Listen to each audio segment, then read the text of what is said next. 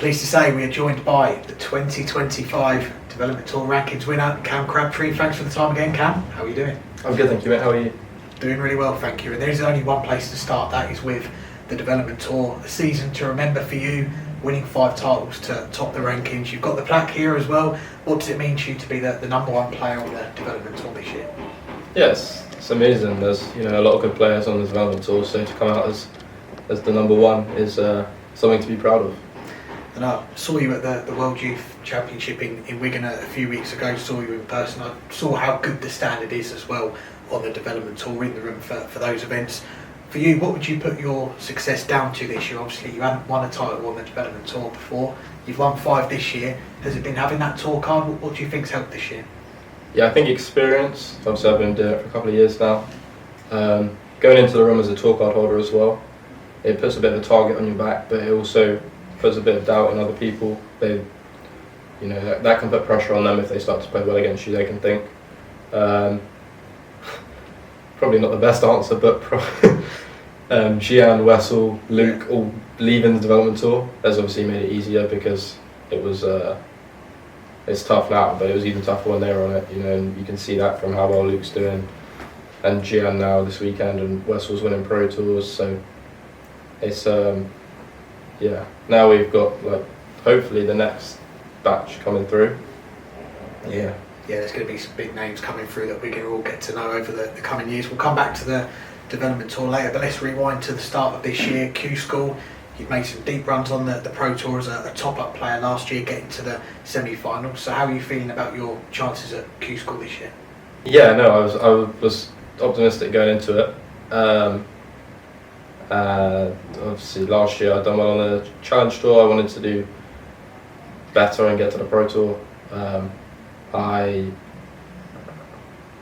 had good runs at Q School before, so then when it come to this year, I just thought, sort of, why not?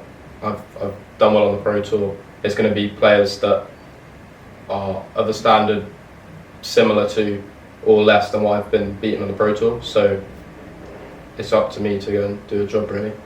Yeah, and you certainly did that. You went into the final day with 5 points on the order of merit. You were right in the mix. What was the last day like, knowing that if I get a couple of wins here, that could be enough? And were you one of the players that was looking at the old Darts Rankings website, seeing where you were in the rankings after each game? Yep. I think everyone in their room is, and if they say they're not, then I don't think they're probably lying. I actually lost to Bo on the 3rd day, and I think at the time, if I'd have won that, I was in what they deemed to be the cut-off, so I would have won my tour card, and I lost, and I was quite disappointed after that. And then that night, from the people that had won, the cut-off changed, so then I was actually kind of glad that I had lost, because if I'd have won that game and thought I'd won my tour card, and then I hadn't, and then you have to get yourself up for it again the next day, that could be quite difficult. But when I came in on the last morning, I knew what the job was, so it was in my own hands. I looked at the draw, and I mean, granted, the draw didn't really matter because I had to get to the same point anyway, but I looked at the draw and thought, right, well, it's me or them, and I need it to be me. So yeah, I just went out there and tried to do as well as I could, and then thankfully I did. Yeah, you certainly did. On that last day, you pick up an extra 2 points. You finish on 7 points, 6th on the order of merit. What were the emotions like when you knew that you had done enough and you had got that tour card? It was great. I remember I beat Adam Smith-Neal, and then I came off, and my dad got emotional, and that nearly made me cry. That was a bit weird because he doesn't really get emotional. So I wasn't expecting that. And then I still wanted to try and win the tournament, because I thought if you can win a day at Q School, it's quite an impressive achievement. But my adrenaline had kind of gone, and I was quite excited, and I couldn't hit anything in the next game, so that was the end of that. But I didn't really care. I wanted to win the tournament, but I was quite happy just to go home and celebrate.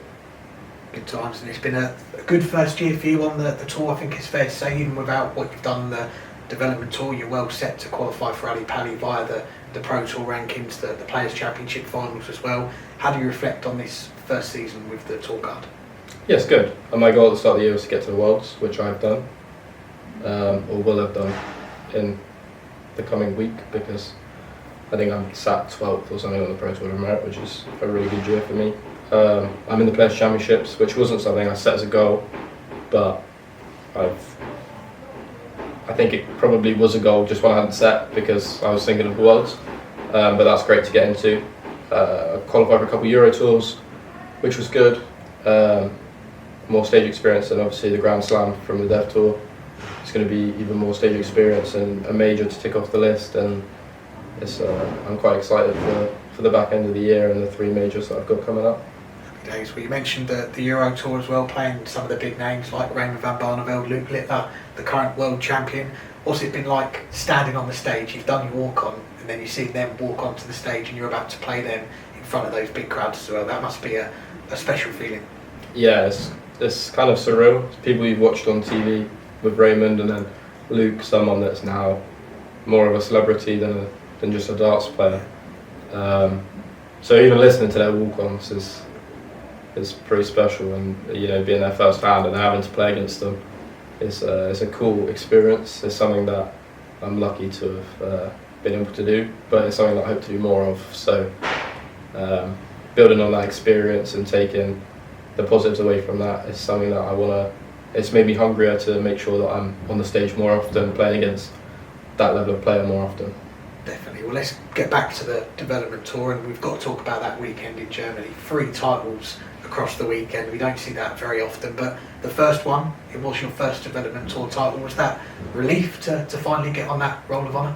Yeah, definitely. There was. I wasn't really thinking about it. I was just playing. I think. I had quite a tough weekend in terms of draws and stuff at times, I think. I know that Bo got on the better of me lately, and I think I beat her 2 or 3 times.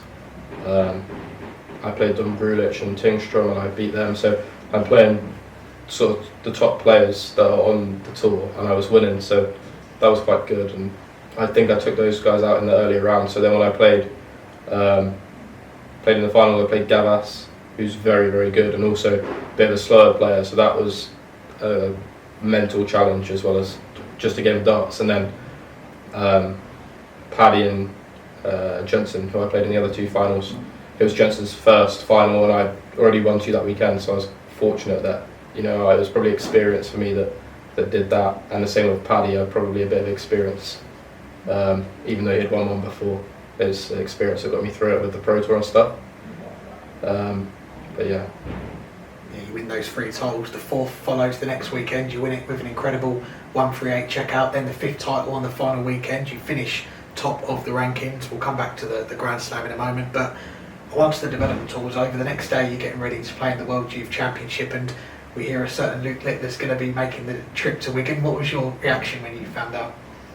I didn't really believe it because he didn't play last year, so I didn't think he'd play this year. But I thought it was good for darts really that he was there, because he is the world champion. He's the person that everyone is most excited about, so it puts more eyes on the tournament, which is only a positive for us with sponsors and growing the game. So I was quite happy for him to be there.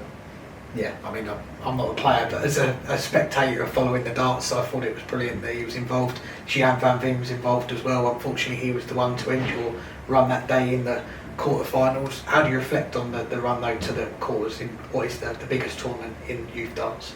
Yeah, it was great. My darts weren't great. I had no idea why, just a bit of an off day.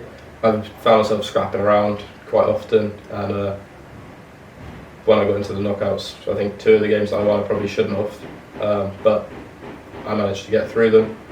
And then I come up short against Xian, who's the defending champion, so you can't afford to get into a scrap with him because he'll punish you, and that's what he did. So it was good for me. It's the furthest I've ever got in the tournament. I'm encouraged for next year now, but it's something to look forward to next year to try and go better. Definitely. Well, we talked about it earlier about your progression on the development tour in terms of the averages, but even before then as well, the first chat we had with you on the show, you were telling us about during the lockdowns, that's how you got into darts. You were averaging in the high 30s, the 40s. I think you put a post on Facebook this week as well. You had a 48 average, so you've really come up the ranks over the last 5 years. Have you had a moment to kind of reflect on how far you've come the last 5 years? Yeah, sometimes Sometimes I try to, but you don't want to become too reflective, and like I'd still have a job to do, and as surreal as it is, I don't want to then.